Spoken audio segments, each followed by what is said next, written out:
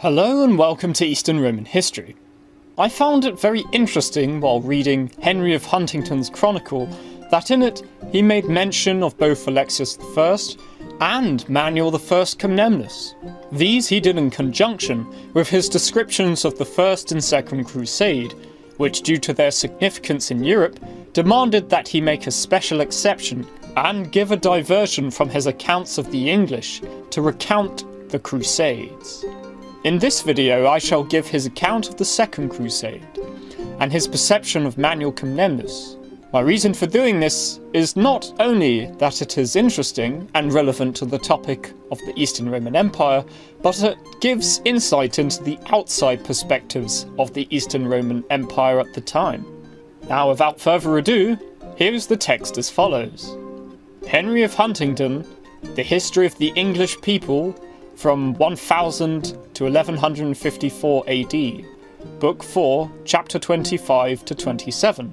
At Witteson, the 8th of June, 1147, King Louis VII of France, Count Thierry of Flanders, the Count of St. Giles, and an immense army from all over the French kingdom, as well as many Englishmen, took the cross and began the journey to capture Jerusalem, to fight against the heathens who had captured the city of Edessa.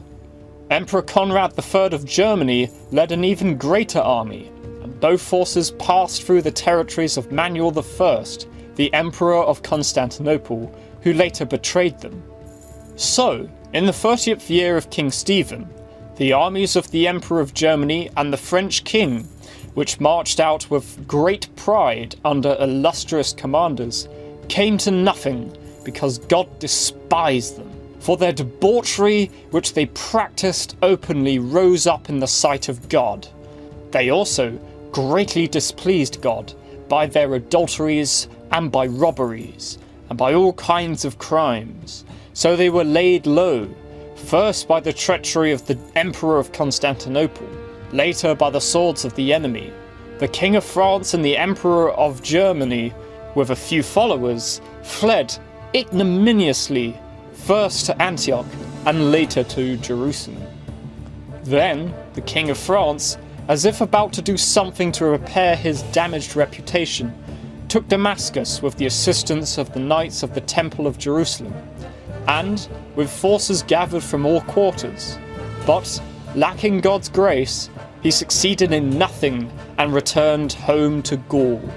Meanwhile, a naval force that was made up of ordinary rather than powerful men, and was not supported by any great leader, except Almighty God, prospered a great deal better, because they set out in humility. For although few, they had God's help in their battles, and thus captured from the many a city in Spain which is called Lisbon, and another called Almeria, and neighbouring territories. Truly, God resists the proud, but gives grace to the humble. For the armies of the French king and the emperor had been more splendid and larger than the company which earlier had conquered Jerusalem, and yet they were crushed by very much smaller forces, and were destroyed like a spider's web. But no host had not been able to withstand the poor men of whom I spoke above, and the large forces who attacked them were reduced to weakness. The greater part of them had come from England. Diane Greenway notes that it is not quite true that the English formed the majority of the forces at Lisbon. The combined forces from Boulogne, Flanders and Cologne probably outnumbered them. I have been your host, Daniel Maynard.